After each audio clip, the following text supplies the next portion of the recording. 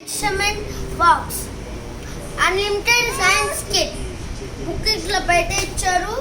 ఒకటి లోపల tool box ఇవన్నీ తీసుకొని ఒక ఎక్స్పెరిమెంట్ చేసుకుంటాం. ఇది బోనస్ ఎక్స్పెరిమెంట్ చేద్దాం. 15 ml ఇవి ఇక్కడ ఉన్నాయి. ఇదిగో అదేది ఉందండి దీంట్లో ఉంది.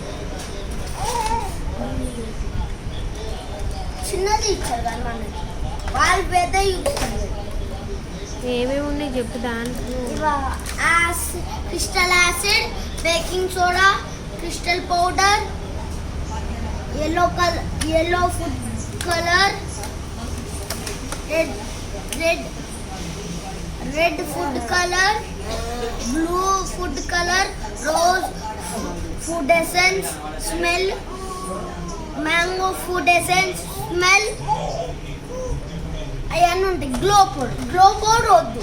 ఇప్పుడు నేను క్రిస్టల్ ఏమేమి ఉన్నాయంటే క్రిస్టల్ యాక్టివిటీ అని ఇప్పుడు క్రిస్టల్ ఒకటని అండ్ ఇట్లా సాఫ్ట్ క్రిస్టల్ ఆ క్రిస్టల్ అని అని వస్తుంది. దాని తర్వాత ఇట్లా ఉంది. దీంట్లో యాసిడ్ క్రిస్టల్ యాసిడ్ స్పూన్ దీంట్లో ఇచ్చారేమో ఇచ్చారు. ఇలా చూసా ఇదిగో ఇదేంటి ఇది ఇంత గిట్టుగా ఉంది.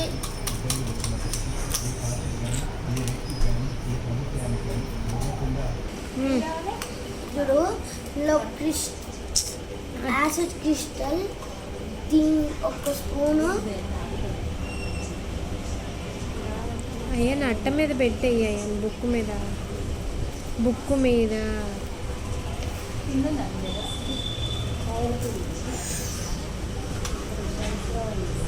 మొత్తం పడి ఉండండి.